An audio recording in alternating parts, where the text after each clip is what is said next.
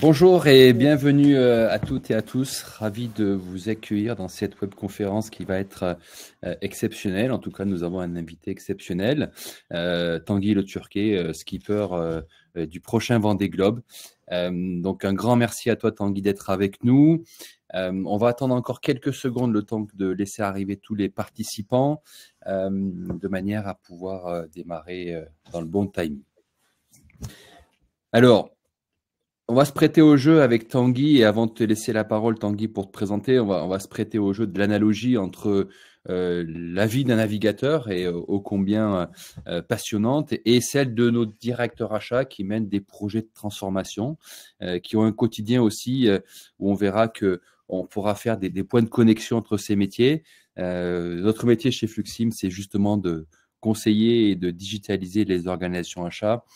Et on verra que ces similitudes se retrouvent notamment dans la préparation de tel événement, de tel projet, dans la gestion des risques. Et tu sais que Tanguy, tu en vis de manière assez conséquente. Et la technologie aussi, on verra que une analogie est assez certaine à faire entre ces deux parties.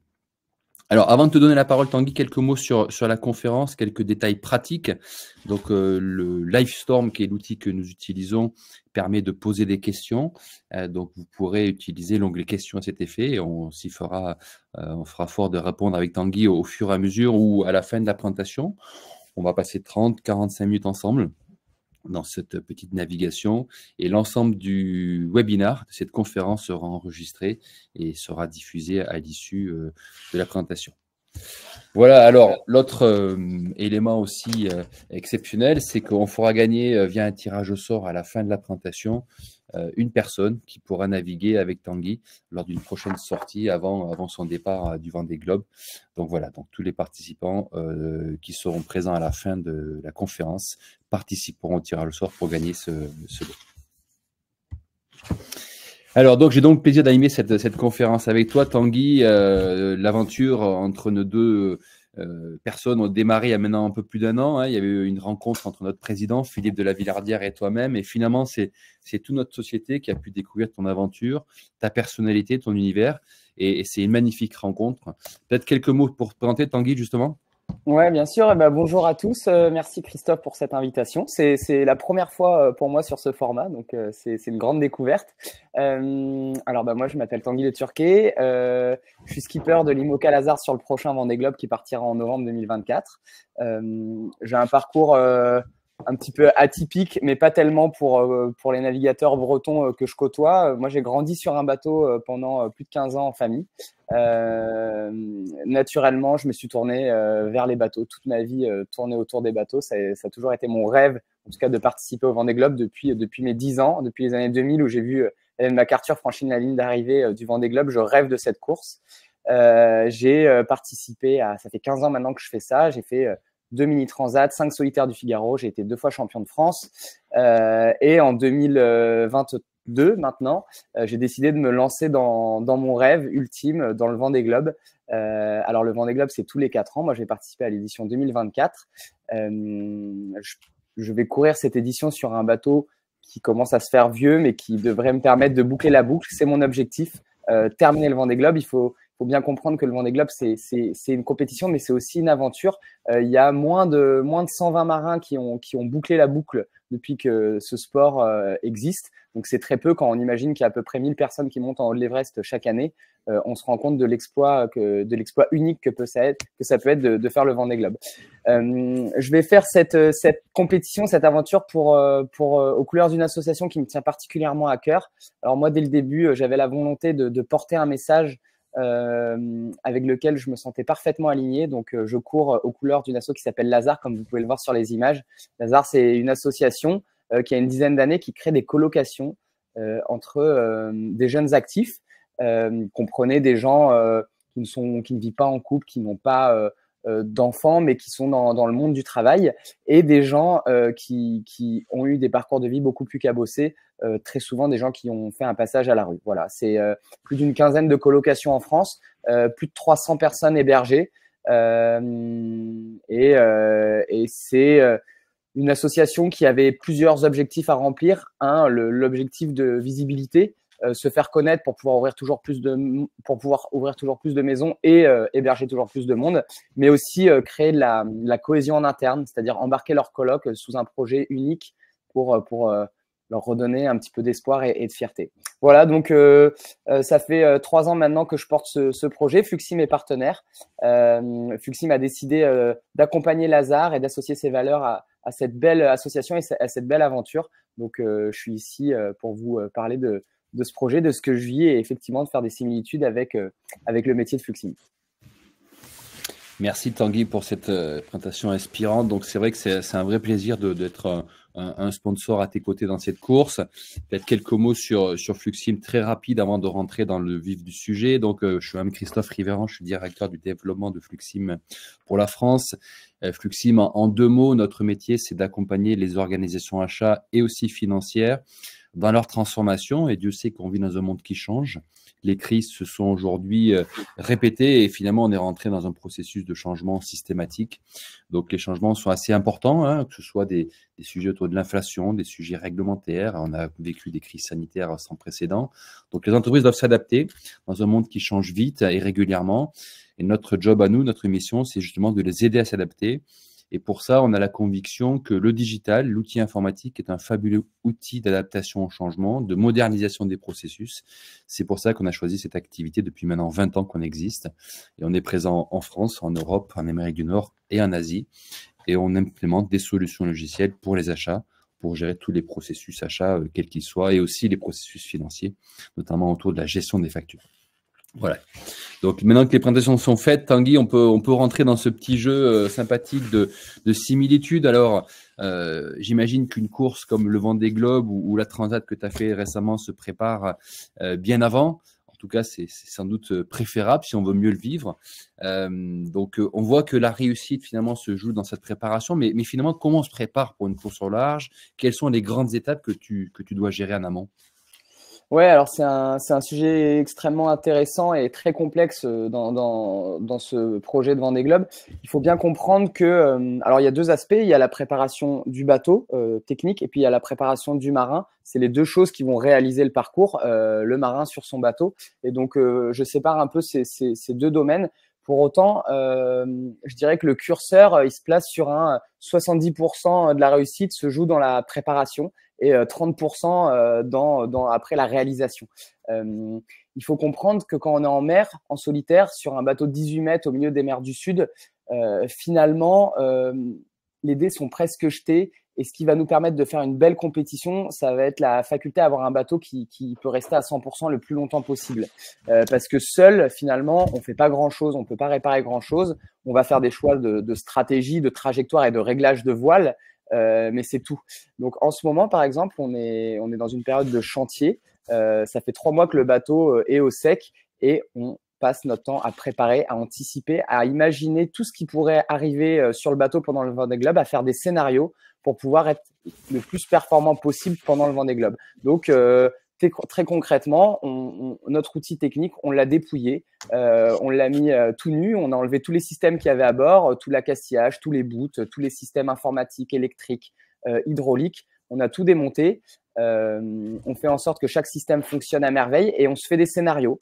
On se dit, eh ben voilà, par exemple, si je déchire cette voile à cet endroit-là, comment est-ce que je peux réparer pour perdre le moins de temps possible? Si cette poulie casse, qu'est-ce que ça va engendrer comme problématique? On passe vraiment un temps très important à faire ces scénarios pour pouvoir préparer le bateau, anticiper le plus possible tout ce qui pourra arriver en mer. Après, c'est là où ça devient intéressant, c'est que moi, je navigue sur les océans et je subis la météo et tout ça n'est pas anticipable. On ne peut pas tout prévoir. Donc, on essaye de prévoir le plus possible, d'anticiper un maximum. Mais je sais très bien que je serai de toute façon soumis à l'imprévu une fois en mer. Mais quand même, la préparation est primordiale et c'est ce que je disais encore à mes équipes cette semaine. C'est aujourd'hui que se joue la réussite du Vendée Globe. Et en ce qui concerne le marin, moi en l'occurrence, eh ben, c'est pareil. Être capable de vivre 3 mois en solitaire dans une espèce de machine à laver dans les mers du Sud, ça se prépare. C'est pas 2 mois avant le départ que je vais commencer à préparer mon corps, mon mental pour cette épreuve. Ça fait 3 ans, mais en fait, non, ça fait plus de 20 ans que je me prépare à ce Vendée Globe parce que j'en rêve, je me projette, je m'imagine le faire et du coup, tout ce que j'ai fait jusqu'à présent était à destination de cet objectif unique. Mais depuis 3 ans, on est vraiment rentré dans le concret et j'ai intensifié ma préparation physique, évidemment, pour être capable non pas d'être plus fort, mais d'être plus résistant. Ce qui est important sur une épreuve qui dure 3 mois, ce n'est pas d'être fort, mais c'est d'être endurant. C'est de l'endurance, c'est être capable de tenir sur la longueur. Donc évidemment, ça se prépare d'une certaine manière et je suis accompagné avec des préparateurs physiques pour ça, mais aussi la tête. Le fait d'être seul pendant 3 mois, avec du manque de sommeil, du manque de confort, des angoisses, des prises de risques, tout ce genre de choses, le mental, il peut vite partir un peu dans tous les sens et ça aussi, ça se prépare. Donc, on a un coach mental, j'ai un coach mental qui m'aide, qui m'accompagne et qui fait en sorte que je sois le plus prêt possible pour cet événement. Maintenant, une fois de plus, c'est comme le bateau. Je ne sais pas comment je vais réagir quand je serai en mer parce que c'est unique. On ne peut pas aller faire un Vendée Globe pour s'entraîner au Vendée Globe, ça n'existe pas. Donc, il y a quand même une petite part d'inconnu. Voilà, mais la préparation est un gros paquet dans toute cette aventure. Ouais, j'imagine, et c'est vrai que dans les projets qu'on mène, nous, de transformation et de digitalisation, finalement, des organisations, qu'elles soient achats ou finances, la préparation est clé. Je ne sais plus qui c'est qui disait que finalement 70% du succès d'une opération réside dans sa préparation. C'est extrêmement vrai aussi dans la mise en place d'une solution informatique dans une organisation de taille conséquente. Et finalement, les similitudes qu'on voit avec celles de ton quotidien, c'est aussi la notion de préparation et aussi d'équipe. Un projet informatique, c'est un projet d'équipe où on doit avoir un sponsor, une direction qui donne le cap, qui donne l'ambition, qui donne le sens du projet, de manière à créer de l'adhésion, mais aussi une équipe qui est là en renfort du directeur achat de ses équipes, notamment l'équipe IT, qui est là aussi pour s'assurer de l'adéquation des solutions déployées dans l'écosystème IT de l'entreprise. Et après, dans la préparation, ce qu'on voit, nous, de notre côté, c'est finalement la conduite du changement. Ça, c'est toujours le sujet très critique, puisque quand on déploie une solution, on change des habitudes, on change des habitudes de travail, on change des comportements. Donc ça, c'est quelque chose qu'il ne faut pas négliger dans la phase de mise en place d'une solution pour structurer ses achats. Le sujet de la donnée aussi est important dans la préparation. Une solution informatique s'appuie sur des données. Les données sont les fondations finalement. C'est un peu l'eau comme toi sur un bateau. Finalement, l'eau dans une entreprise, c'est la donnée. Et toute cette donnée, il faut la nettoyer, il faut l'enrichir de manière à ce que lorsque vous lanciez des appels d'offres, lorsque vous analysez votre dépense, lorsque vous gérez vos factures fournisseurs, vous ayez une donnée qui soit la plus homogène et la plus qualitative possible. Donc, je crois que c'est important d'avoir cette phase-là, et sans parler de l'organisation, on a beaucoup d'entreprises aujourd'hui qui sont très internationales, avec des zones géographiques différentes, beaucoup de sociétés. L'organisation doit être connue, les processus maîtrisés, pour que lorsqu'on déploie la solution logicielle, on ait quelque chose qui soit homogène et qui soit compris par l'ensemble de l'organisation. Donc, je te rejoins dans cette préparation. Et je dirais qu'il y a un truc que je n'ai pas encore, dont je n'ai pas parlé, mais qui est extrêmement important moi, dans mon métier. Je pense que c'est pareil chez Fluxim, c'est l'expérience. Le fait d'aller se tester en conditions réelles avant l'événement, avant l'échéance, c'est extrêmement important. Alors nous, pour ça, on a des transats. J'ai participé à la Route du Rhum, à la Transat Jacques Vabre. C'est des mises en situation. Alors, ça ne ressemblera jamais à ce que je peux vivre sur le Vendée Globe, mais on s'en rapproche. On retrouve des similitudes dans les conditions et ça, c'est hyper important. Ça nous fait des véritables feedbacks très précieux pour pouvoir continuer d'organiser et de préparer la course. Je n'aurais pas pu me préparer correctement pour le Vendée Globe sur une année avec très peu d'expérience finalement utilisateur. J'ai eu besoin de prendre du temps, d'aller traverser plusieurs fois l'Atlantique en solitaire pour avoir ce retour d'expérience et affiner finalement ma préparation. D'accord. Bon, on a des phases de recettes dans nos projets informatiques, ça va faire sourire certains d'entre nous, mais où on peut se tester quelque part sans prendre de risques avant de passer en production sur une nouvelle application. On a cette recette qu'il ne faut pas négliger dans un projet également pour s'assurer que tout fonctionne correctement. Alors, il y a un sujet, moi, qui m'avait agréablement surpris quand j'ai eu la chance de monter sur ton bateau, Tanguy, c'était de voir la technologie embarquée. Je ne m'attendais pas du tout à voir des écrans partout. J'ai cru qu'on était dans un cockpit d'avion et j'ai cru comprendre que finalement le métier du marin et de skipper a dû sans doute évoluer ces dernières années. Et finalement, est-ce que tu peux nous apporter ta vision sur comment cette technologie elle améliore la performance et la sécurité aussi sur le bateau de course? En fait, ce qu'il faut comprendre, c'est que la jauge dans laquelle évoluent nos bateaux pour faire le Vendée Globe, c'est ce qu'on appelle IMOCA. La classe IMOCA, c'est la classe qui rassemble tous les bateaux qui vont participer au Vendée Globe. Cette classe IMOCA, c'est une jauge ouverte. On est sur des bateaux qui sont des prototypes. Cette jauge IMOCA dit que les bateaux doivent faire 18 mètres, qu'ils doivent avoir un mât de 30 mètres, une quille de 4 mètres 50, qui peuvent être conçus en carbone ou en fibre de verre. Enfin voilà, ça met un cadre. Mais c'est un cadre assez large et dedans, on fait à peu près tout ce qu'on veut.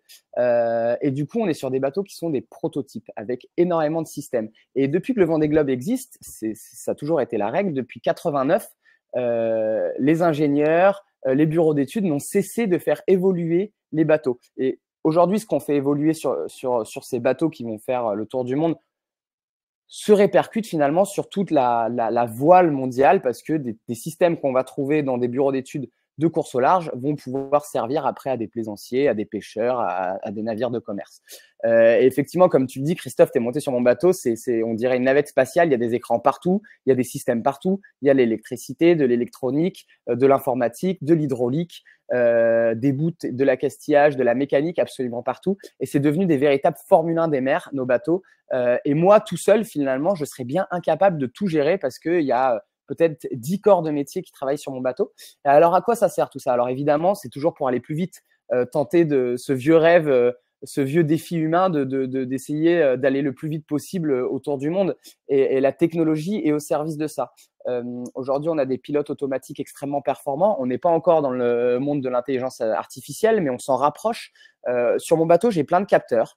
J'ai une dizaine de capteurs en tout qui mesurent le vent, la vitesse, la température, la gîte, plein de choses. Et tout ça rentre dans un petit ordinateur qui va me permettre de piloter le bateau. Donc, moi, je barre assez rarement mon bateau. Je suis pas comme les marins à l'époque qui pilotaient leur bateau et qui se relayaient à la barre. Moi, comme je suis en solitaire, je suis obligé d'avoir un pilote automatique qui tient la barre à ma place. Et finalement, ces pilotes automatiques-là, ça se rapproche vraiment de plus en plus de l'intelligence artificielle. Aujourd'hui, un pilote automatique barre bien mieux que moi. Il est capable de dire que quand il gîte de 30 degrés, il doit tirer la barre de 5 degrés afin de mieux surfer la vague sans même voir ce qu'il y a devant. Un pilote automatique barre aussi bien le jour que la nuit, alors que moi, je barre beaucoup moins bien la nuit que le jour. Donc, j'ai vraiment cette aide qui est extrêmement performante, qui m'aide à aller plus vite autour du monde. Mais pas seulement. Aujourd'hui, la technologie est aussi au service de la sécurité. On est ultra connecté sur nos bateaux. Alors, il y a il y a Starlink qui fait son arrivée sur les bateaux, mais il faut comprendre qu'à une époque, quand les hommes partaient en mer, ils étaient coupés du monde. Ils n'avaient pas moyen de communiquer avec la Terre. Les premiers moyens de communication, c'était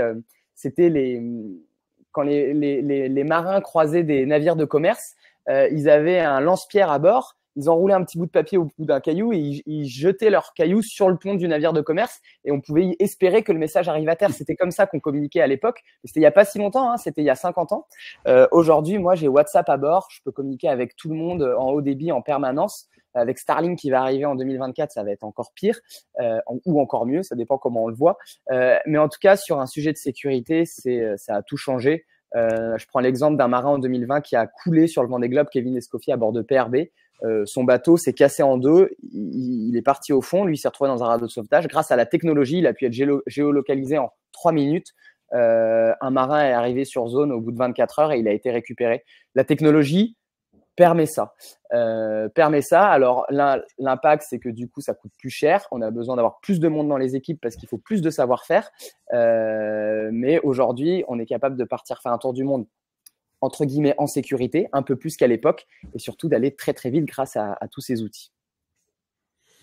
Alors, on a une question qui vient d'arriver, Tanguy, intéressante sur le sujet, avec un joli parallèle avec le monde des achats. La question, c'est est-ce qu'avoir un pilote automatique, finalement, ça ne réduit pas le plaisir de navigation? Alors non, parce que les bateaux sont devenus tellement puissants, tellement, comment dire, un peu fous, un peu comme un cheval fou. Les bateaux sont devenus vraiment ultra, ultra puissants et presque ingérables. Et aujourd'hui, je suis bien content qu'un pilote automatique prenne le relais, qu'un espèce de robot froid et qui n'a pas d'état d'âme est capable de piloter, parce que finalement, moi, quand je vais barrer mon bateau, le bateau est tellement puissant et impétueux que presque on a peur quand on le barre et en fait, on barre moins bien et on est moins performant. C'est comme quand je mets un casque anti-bruit sur la tête pour pas avoir peur. Tout ça, c'est pour aller plus vite.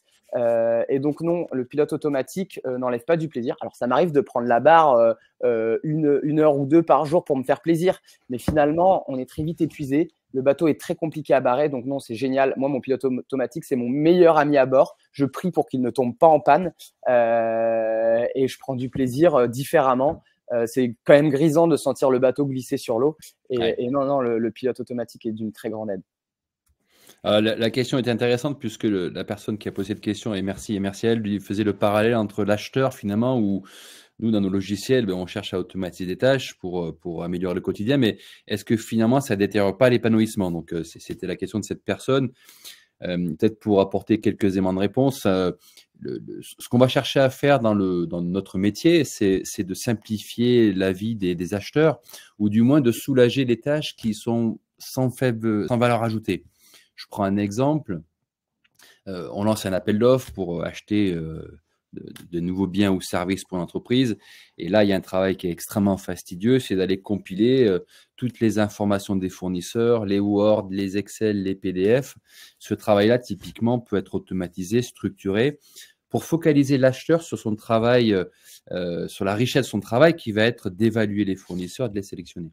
Donc, c'est là où il faut placer, je pense, la dose de l'automatisation en lien avec la richesse du métier. Et aujourd'hui, les outils informatiques sont plutôt là pour apporter de la valeur, du service, tout en gommant ces tâches qui sont ou redondantes ou sans grande utilité pour le quotidien des acheteurs. Et effectivement, moi, le pilote automatique, il me permet de… Parce que si je n'avais pas de pilote automatique, je passerais 24 heures sur 24 à la barre, donc c'est assez fastidieux. Et du coup, le plaisir, il va vite disparaître, parce que quand je barre mon bateau, je ne fais pas autre chose. Et donc, je dirais que le pilote aujourd'hui me permet quand même de me libérer du temps pour profiter justement du moment et d'aller faire d'autres tâches. Alors, il y a quelque chose qui m'avait marqué dans les tableaux de bord que tu as à bord, finalement, c'est cette similitude des tableaux de bord qu'ont aussi les organisations qui s'équipent de logiciels achats, d'avoir des indicateurs, des alertes, hein, un peu comme toi. J'imagine que lorsque le vent est trop fort, il y a peut-être des choses qui se mettent à sonner dans ton cockpit. Le patron des achats, le responsable d'achat a aussi un cockpit où il peut voir en clin d'œil où est-ce que son organisation a des difficultés, que ce soit sur des défaillances financières de fournisseurs, des défaillances RSE, hein, qui est un sujet un peu d'actualité. Donc finalement, ce tableau de bord est essentiel au pilotage. Moi, j'ai un outil, comme tu dis, qui est extrêmement intéressant. J'en ai pas parlé, j'en parle très rapidement. À bord, j'ai un outil qui s'appelle Adrena, qui centralise aussi toutes les données qui arrivent de ces capteurs. Il récupère tout un tas de data finalement. Et grâce à ces data, on peut fabriquer un outil qu'on appelle une polaire. Finalement, une polaire, c'est un peu la cartographie du bateau. La polaire va nous dire que quand il y a 20 nœuds de vent, qu'on navigue à 120 degrés, notre bateau est censé aller à telle vitesse. Et ça, on a une donnée pour chaque angle de vent, pour chaque vitesse de vent. Et du coup, ça nous donne une vraie notion de performance. Et de ça, on peut tirer un pourcentage de la polaire. Et moi, en solitaire, pour être certain de ma performance, d'être toujours au top, eh ben, j'ai ce pourcentage polaire affiché en très grand sur mes écrans. Et tant que je ne suis pas à 100% de mon pourcentage polaire, eh ben, je n'ai pas le droit d'aller dormir, tout simplement. Mon bateau doit être à 100% en permanence. C'est mon retour direct de performance pour savoir si ça fonctionne ou pas. Alors, évidemment, je dois l'adapter parce que dans cette polaire, on fait rentrer des données qui sont brutes et qui sont soumises aux conditions météo. Je vous donne un exemple. Par exemple, quand la température de l'eau change, la vitesse de mon bateau change aussi. C'est physique. Et du coup, il faut en permanence remettre en question cette polaire, ce pourcentage polaire en fonction du climat dans lequel on se trouve. Néanmoins, c'est un vrai outil de performance pour moi et sans ça, ça serait plus compliqué. Finalement, les skippers, c'est presque des ingénieurs aujourd'hui, non? J'ai l'impression. Alors, moi, pas du tout, pas de formation en tout cas, mais oui, oui, complètement. Aujourd'hui, c'est important d'être capable de gérer des sujets informatiques, de la data, mais aussi des sujets mécaniques, hydrauliques, électroniques. On doit être un peu touche à tout, effectivement. Mais ouais, complètement. Alors côté achat, c'est aussi un peu le cas, hein, parce que vu la complexité, l'hétérogénéité des achats d'une entreprise, je te laisse imaginer, Tanguy, tout ce qu'il faut maîtriser comme corps de métier. Et il faut être au cœur des écosystèmes pour comprendre les besoins métiers, les sujets réglementaires, parce qu'aujourd'hui, on peut plus acheter n'importe quoi à n'importe qui, puisqu'il y a des dimensions RSE qui se sont imposées, et tant mieux. Donc c'est des sujets auxquels les achats aussi sont confrontés en termes de complexité et pluralité des enjeux. Alors, il y a une partie qu'on souhaitait aussi développer avec toi, Tanguy, c'est un sujet autour du risque et la gestion de l'imprévu. Et Dieu sait que tu dois avoir des imprévus sur un bateau pendant les mois de navigation. Finalement, comment tu gères toute la dimension risque? Est-ce que tu as un peu des anecdotes à nous raconter sur des choses que tu as dû gérer? Et je crois savoir que sur la dernière Transat, il y a eu un peu de sport. Tu m'orientes là, tu m'orientes, Christophe. Ouais, la gestion de l'imprévu, ouais, ben aujourd'hui j'en parle avec légèreté, mais ça a été plus compliqué à l'époque. C'était pas aussi simple, mais on en tire des bénéfices. J'ai eu à gérer un véritable imprévu l'hiver dernier. Et ça a été très très dur à vivre, mais ça m'a énormément fait grandir. Comme je vous disais, dans la préparation, on essaye de tout anticiper. Et finalement, le problème qu'on va avoir, c'est toujours celui qu'on n'aura pas anticipé. Et on dit souvent que sur le Vendée Globe, c'est une emmerde par jour. Et je peux vous dire que en ce moment, j'ai vraiment l'impression que les emmerdes, on les passe toutes en revue pour être sûr qu'on n'en aura aucune. Et pourtant, je suis persuadé qu'on en aura une par jour et que celle-là, on l'aura pas anticipée.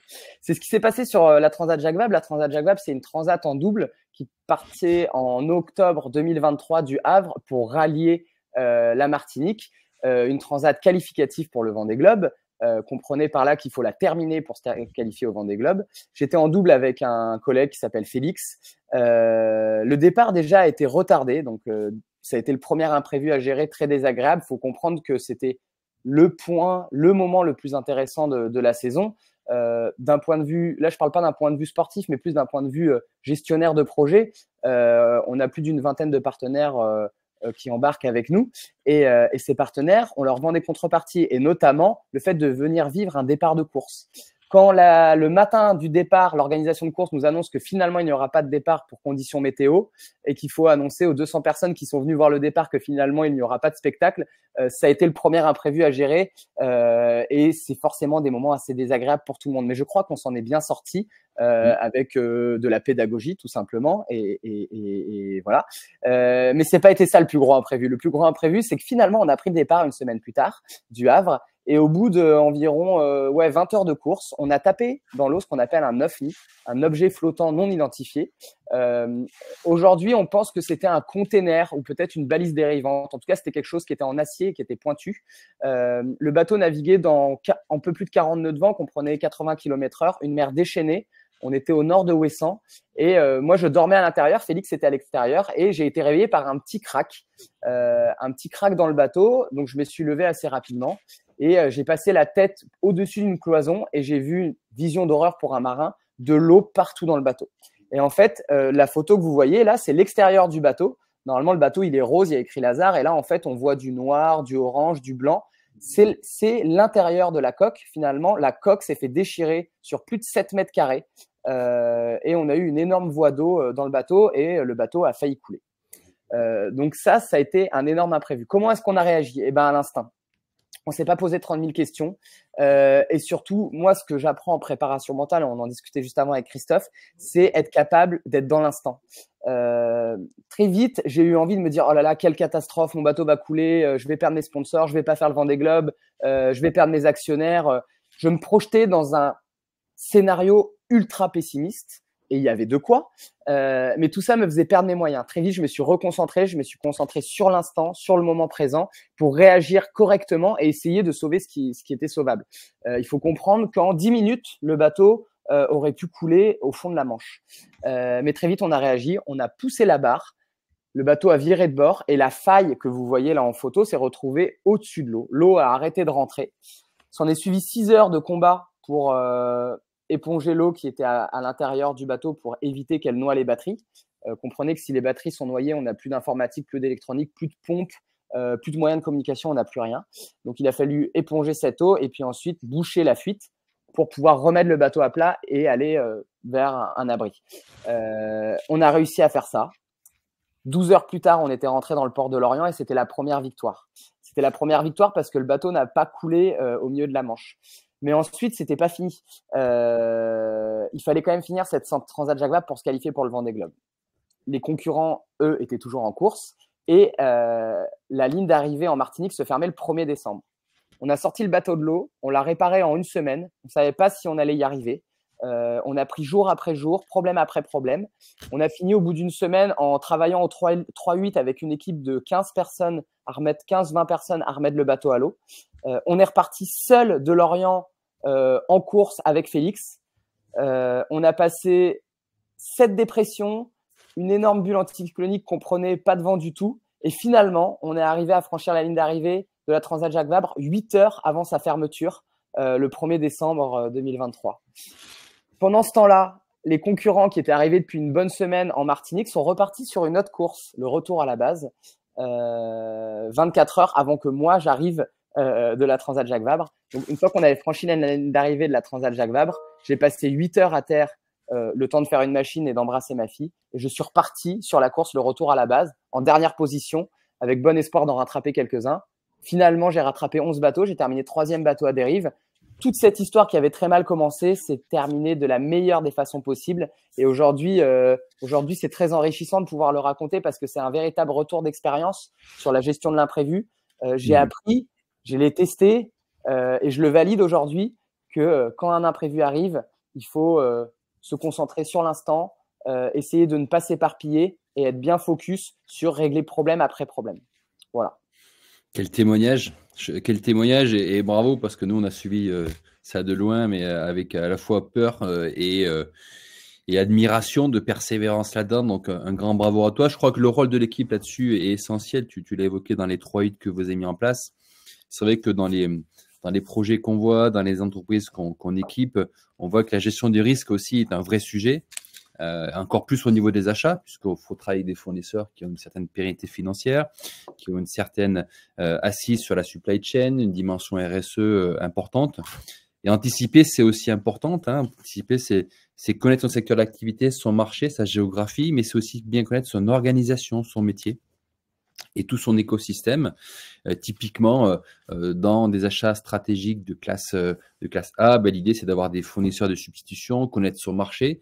Donc, finalement, c'est aussi ça le sujet de l'anticipation.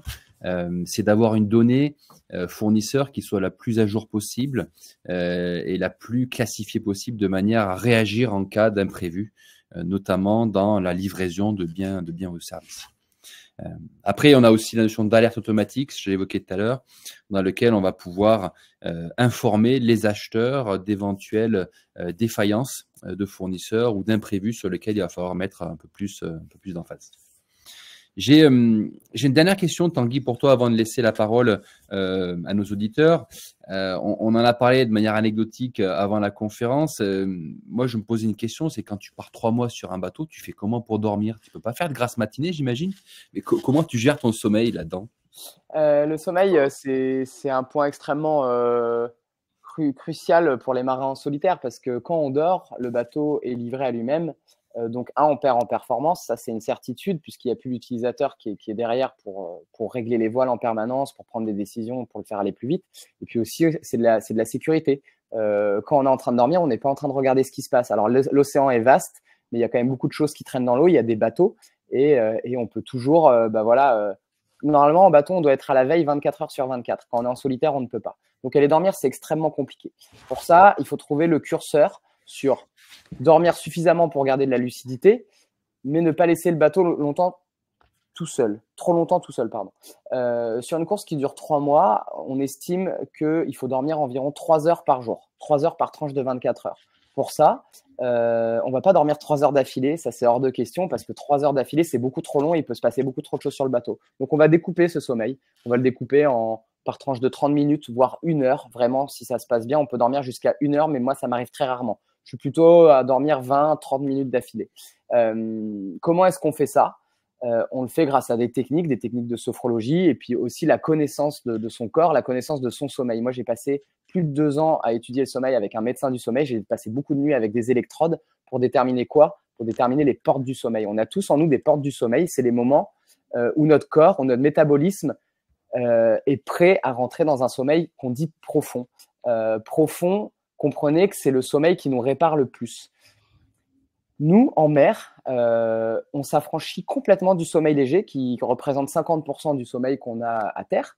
On s'affranchit complètement de ce sommeil qui est finalement peu réparateur et on rentre directement dans un sommeil profond. Comment est-ce qu'on fait ça? On connaît nos portes du sommeil et on est en situation d'épuisement permanent. Le fait d'être tout le temps épuisé, notre cerveau dit « Ok, tu es fatigué, on va te mettre directement en sommeil profond. » Ça me permet comme ça de tenir pendant 3 mois en dormant seulement 3 heures par jour.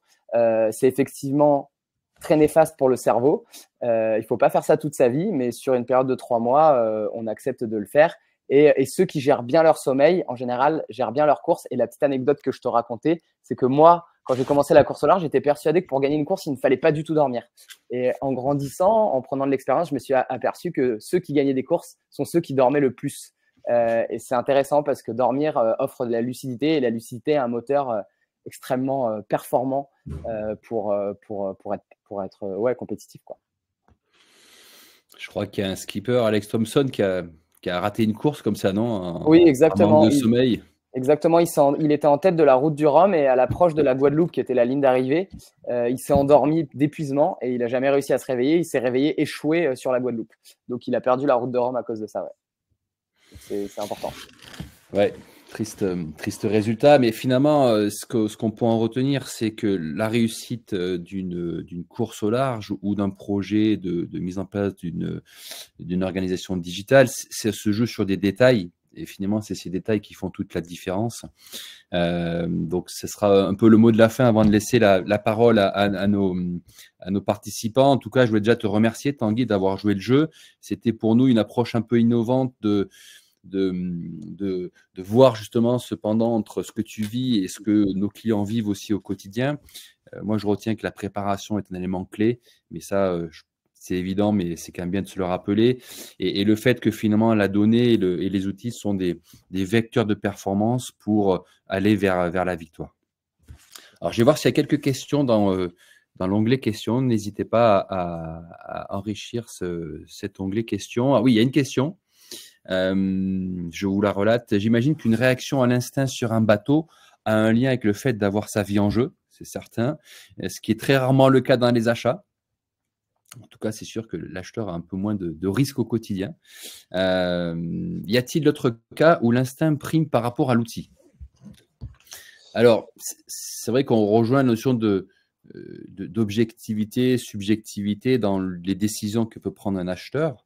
En tout cas, ce qu'on peut dire là-dedans, c'est que l'instinct, c'est aussi la qualité de la relation que vous allez instaurer avec le fournisseur et vice-versa. Et cette qualité de la relation est aussi un élément discriminant et un élément de choix qu'il ne faut pas négliger. L'outil donne des informations sur les fournisseurs, mais pas que. Et finalement, l'acheteur a encore un libre arbitre important dans ses choix de fournisseurs. Hop, je regarde. Et moi, je compléterai en disant que l'instinct, c'est peut-être pas le bon mot, effectivement, mais alors je connais pas parfaitement votre métier, mais ce que je sais, moi, c'est que souvent, je me suis trompé dans des cas de problèmes, d'imprévus, de choses que je n'avais pas anticipées. Ça m'est arrivé de prendre les mauvaises décisions par trop de projections. Trop mon esprit partait trop loin dans les problématiques qui allaient découler de cet imprévu et je me suis aperçu, en tout cas c'est vrai en bateau, c'est souvent vrai dans le sport, que se concentrer sur l'instant et y aller étape par étape, un peu la technique des petits pas finalement, marche après marche, c'est souvent ce qui m'a permis, moi, de mon expérience, d'atteindre le meilleur résultat in fine et de gérer au mieux cet imprévu. Je vois qu'il y a une autre question sur la solitude. Comment tu gères la solitude pendant des mois sur un Vendée Globe? Eh ben, j'en ai aucune idée parce que et c'est là où je dois opérer un certain lâcher prise parce que, comme je disais en intro, il n'y a rien qui prépare les gens à monter en haut de l'Everest.